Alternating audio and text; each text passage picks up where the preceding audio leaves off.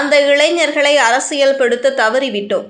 விஜய் மாநாட்டை விமர்சித்த டைரக்டர் வசந்தபாலன். வெயில் அங்காடி தெரு பட இயக்குனர் வசந்தபாலன் விஜயின் மாநாட்டை பெயர் குறிப்பிடாமல் விமர்சித்து பேசியுள்ளார்.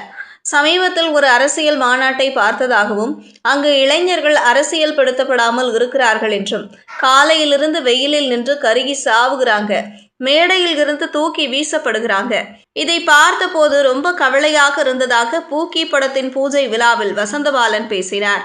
வெயில் திரைப்படத்தை இயக்கி பிரபலமானவர் வசந்தபாலன்.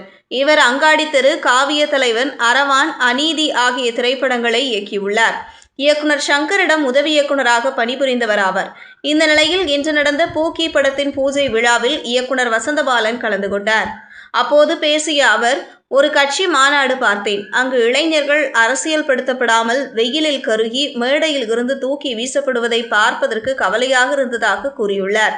அங்கு திரண்டிருந்தவர்களை அரசியல் படுத்த தவறவிட்டோம் என்று தோன்றியதாக கூறியுள்ளார். வசந்தபாலன் பேச்சு விஜய் மாநாட்டை மறைமுகமாக விமர்சிக்கும் வகையில் அமைந்துள்ளது. விழாவில் வசந்தபாலன் பேசியதாவது: சமீபத்தில் ஒரு அரசியல் கட்சி மாநாட்டை பார்த்தேன். அந்த மாநாட்டை பார்க்கிற போது இளைஞர்கள் எல்லாம் அரசியல் படுத்தப்படாமல் இருக்கிறார்கள். காலையில் இருந்து வெயிலில் நின்று கருகி சாவுகிறாங்க, மேடையில் இருந்து தூக்கி வீசப்படுகிறார்கள் அப்படின்னு பார்க்கின்ற போது ரொம்ப கவலையாக இருந்துச்சு. ஏதோ ஒரு விதத்தில் அந்த இளைஞர்களை ஏதோ ஒரு விதத்தில் கவர தவறவிட்டோம், அவர்களை அரசியல் படுத்த தவறவிட்டோம், அவர்களின் குரலை பேச தவறிவிட்டோம் அப்படின்னு அங்க திரண்டிருந்த இளைஞர்களை பார்த்ததும் தோன்றுச்சு. அவங்க குரல் தொடர்ந்து சினிமாவில் பதிவாகவே இல்லை. அவங்க குரலை தாண்டி வேறு குரலில் நிறைய படங்கள் பேன் இந்தியா படங்களாக வெளியாகின.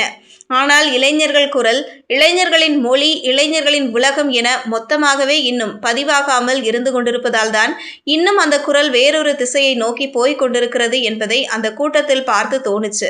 அந்த குரல் பேசப்பட வேண்டும் என்று கவலைப்பட்டேன்.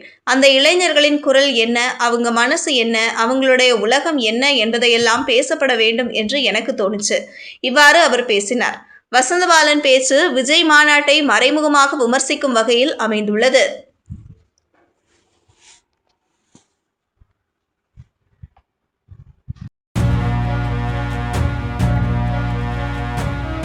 செய்திகளை உடனுக்குடனும் துல்லியமாகவும் தெரிந்து கொள்ள News 10 தமிழ் சேனலை பின்தொடருங்கள்.